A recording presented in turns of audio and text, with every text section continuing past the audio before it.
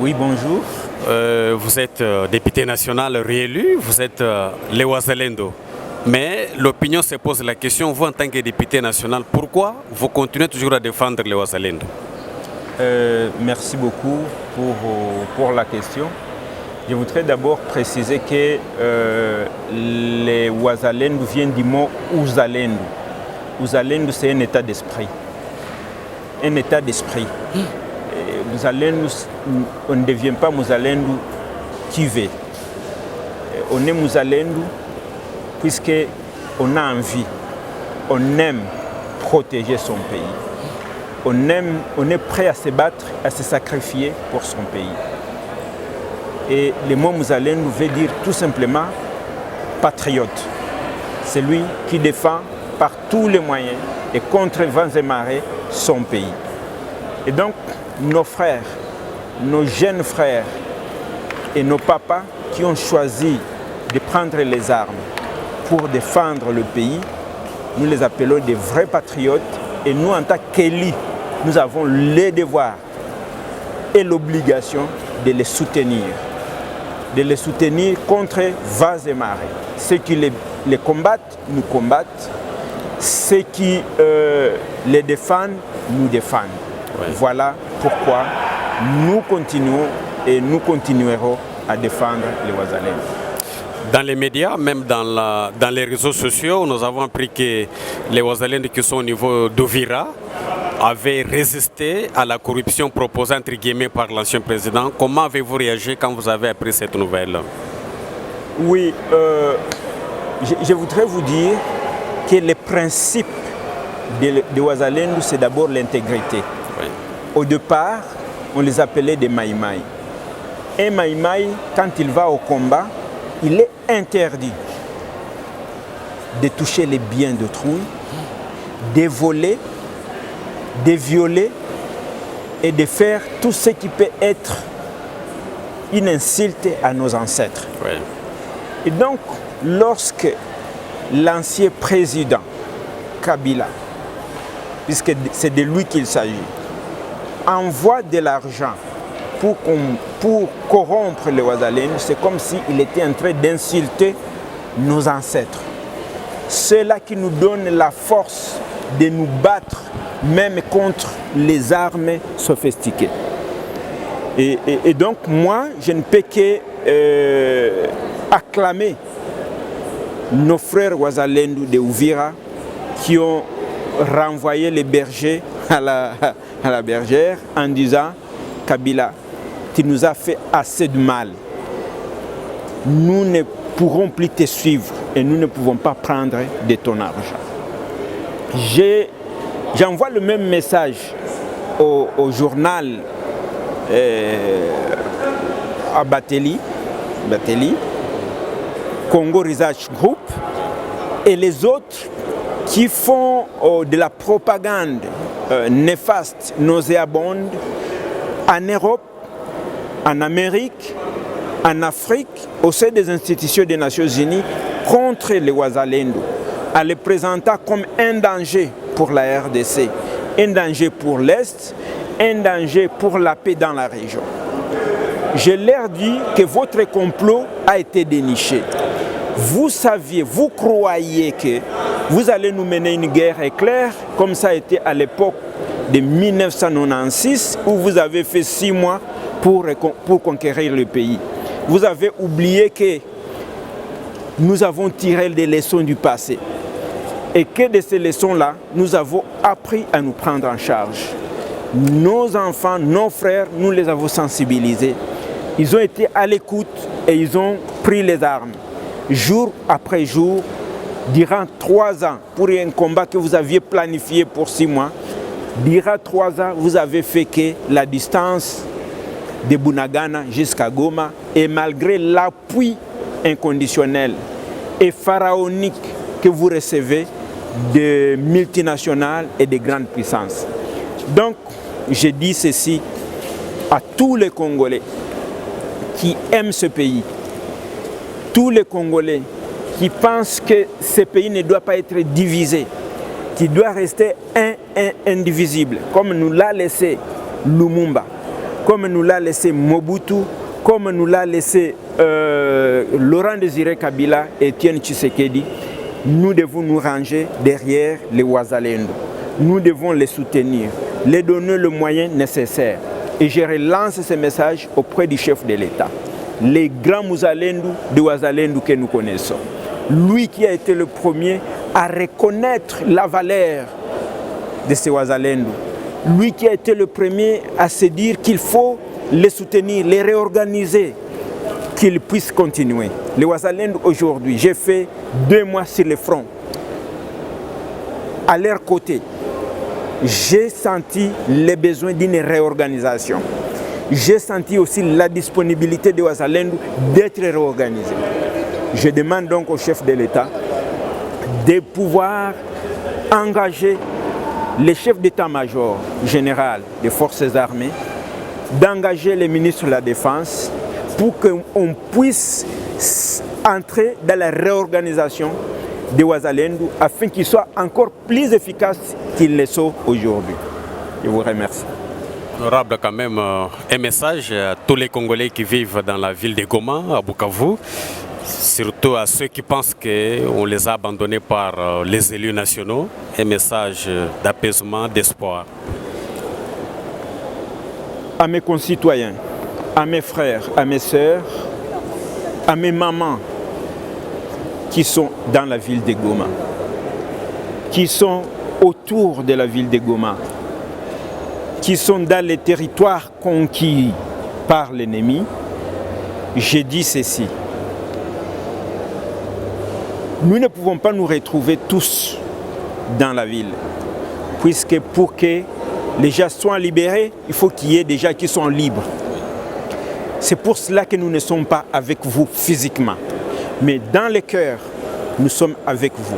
Nous nous battons, nous sensibilisons nos frères d'autres provinces qui n'ont pas la même compréhension du problème que nous, pour que tous nous formions une seule personne, nous battre, nous organiser pour venir vous libérer. Nous ne vous avons pas abandonné et nous ne vous abandonnerons jamais. Nous allons nous battre pour que notre ville de Goma, la belle ville de Goma, nos territoires du Nord Kivu, nos frères de Bukavu, nos frères des territoires autour de Bukavu et toutes les zones occupées, nous n'allons pas lâcher. Chaque chose a son temps. Nous avons perdu la bataille. Il faut que nous puissions nous organiser pour reprendre le combat et venir vers vous. Ne vous laissez pas abattre ou tromper par les bons discours du président, de l'ancien président, M. Kabila. Celui-là qui dira 18 ans a financé les guerres. Il a financé le CNDP. Il a financé le M23 1, M23 2 et tous les groupes armés qui ont existé dans cette zone. C'était lui. Dans la stratégie de détruire l'unité nationale, dans la stratégie d'affaiblir notre armée, d'affaiblir notre cohésion nationale et de pouvoir continuer à nous dominer avec son parrain Kagame, avec son papa Kagame. Ils ont planifié une guerre sur des années et des années jusqu'à ce qu'ils vont nous pénétrer et prendre le pays. Nous n'allons pas céder. Wazalendo qui sont sur terre, ne cédez pas. Nous allons nous battre jusqu'à perdre la dernière goutte de sang s'il le faut pour défendre et libérer nos territoires qui sont occupés. Honorable, pour terminer, vous avez suivi l'actualité. Jean-Pierre Bemba, acteur politique majeur, leader du MLC, a accordé une interview. Qu'est-ce que vous avez retenu dans cette interview, honorable? Oui, j'ai suivi la rediffusion ce matin de Jean-Pierre Bemba. Je pense que ce que les gens doivent retenir, c'est que Jean-Pierre Bemba est un ancien rebelle. De deux, c'est un ancien vice-président de la République. De trois, c'est quelqu'un qui a été arrêté dans ce pays et retenu à la Cour pénale internationale. Il a vécu toutes ces étapes avec dignité. Et moi, je l'en félicite. Il est revenu dans le système. À la place de prendre les armes et de venir se venger, il est venu comme un simple citoyen. Il a demandé de la place pour qu'il puisse apporter sa contribution à la construction du pays et de la nation, à la construction de la cohésion. Il n'y a pas meilleure chose que ça. Je voudrais d'abord souligner cet aspect des choses. Puisque, après ce qu'il a vécu, 10 ans en prison, et puis il a été déclaré non coupable, le premier sentiment qu'il aurait eu, ça aurait été se venger. Se venger contre la République, se venger contre les autorités de l'époque. Et il ne l'a pas fait. C'est quelque chose qu'il faut apprécier à sa juste valeur et le dire tout haut.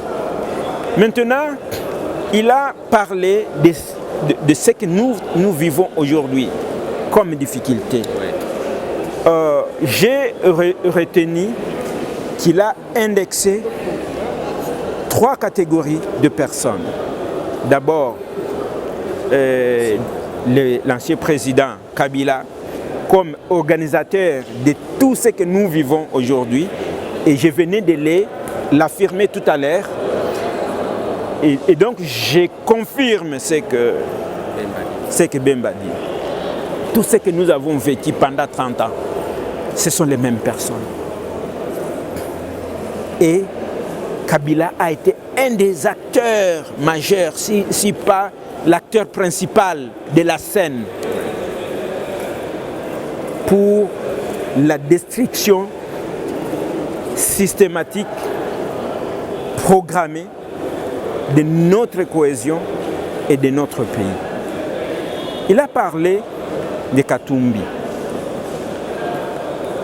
J'ai beaucoup de respect pour Katumbi, parce que moi-même j'ai été député d'Ensemble pour la République et Ensemble pour le changement. Mais je dois dire que je ne comprends pas la démarche de Katumbi. Je ne comprends pas qu'est-ce qu'il cherche. Depuis longtemps, quand je faisais partie du mouvement, du regroupement, je l'avais dit, nous devons quitter l'hypocrisie. Lorsque, à l'époque de la Révolution, où on a mis fin au FCC cash, avec la contribution d'Ensemble pour la République, j'avais dit, nous devons quitter l'hypocrisie. Nous ne pouvons pas avoir un pied dans le pouvoir, un pied dans l'opposition ou en dehors. Et c'est ce que je constate malheureusement aujourd'hui. Katumbi, je dis, tu es où? Puisque le peuple congolais t'aime. Le peuple congolais t'aime. Mais pourquoi faire des clins d'œil à l'ennemi? Puisque c'est ce que tu es en train de faire. Tu devrais faire comme Fayoulou, tendre la main au chef de l'État. Il y a certes des différends qui vous opposent. C'est la politique. Ce n'est pas puisque Fayoulou a été auprès du chef de l'État qu'ils se comprennent déjà politiquement. Politiquement, il reste des adversaires. Mais face à ce que nous vivons, il y a besoin de la cohésion. Il y a besoin qu'on se mette tous ensemble. Et je dis à Katumbi, mon ancien président, quitte, ne marchez pas avec ces gens-là. Tends la main au chef de l'État et reviens vers la patrie. C'est le moment de nous souder les coudes pour défendre notre pays. Enfin, Jean-Pierre Bemba a parlé de la Cinco. Je n'ai pas assez de commentaires puisque je n'ai pas encore rencontré les prélats. C'est pour cela que je me réserve de pouvoir dire un mot vis-à-vis de l'ère de marche. J'espère que je pourrai réagir lorsque j'aurai eu l'occasion de les rencontrer, puisque je n'aime pas critiquer la démarche des gens tant que je n'ai pas compris suffisamment leur stratégie, les contours de leur démarche ou voir de près les objectifs et les résultats attendus de leur démarche. Mais je pense qu'en tout état de cause, leur démarche vise la cohésion.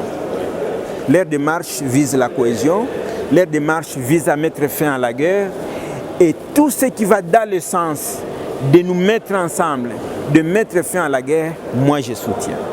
Voilà. Honorable, la dernière question, vous êtes député national, je l'ai dit. Alors, qu'est-ce que vous pouvez faire ensemble avec vos collègues députés nationaux pour que ce que la République démocratique du Congo avait connu pendant 18 ans, que cela ne se répète plus? Nous devons nous mettre debout tous comme un seul homme pour défendre la République. Tous, les 500 députés, les députés honoraires, la société civile, tous, de la majorité et de l'opposition, nous devons nous mettre debout et défendre la République. Nous n'avons qu'un seul pays. Il vaut mieux vivre malheureux, misérable dans notre pays que de vivre esclave heureux. Vous avez déjà vu un esclave heureux? Comment est-ce qu'il est? Il est soumis. Il est soumis. Et nous ne voudrions pas être des personnes soumises. Nous voudrions être libres, nous battre pour la construction de notre pays. Il est évident qu'il y a des faiblesses de gouvernance. Il est évident qu'il y a des faiblesses de gestion. Mais ça ne justifie en rien que des gens prennent des armes contre leur pays. Nous devons, nous tous comme un seul homme, nous mettre debout, je le répète, et défendre notre pays. Honorable, pour des milliers de Congolais qui vous voient pour la première fois, les noms et la circonscription? Je suis l'honorable Didier Kamundu Batundi, élu du territoire de Massissi, président du parti Ensemble pour un Congo nouveau. Je suis un Mouzalendou, un combattant et je le resterai, je me battrai pour notre pays. Merci beaucoup, honorable. Merci.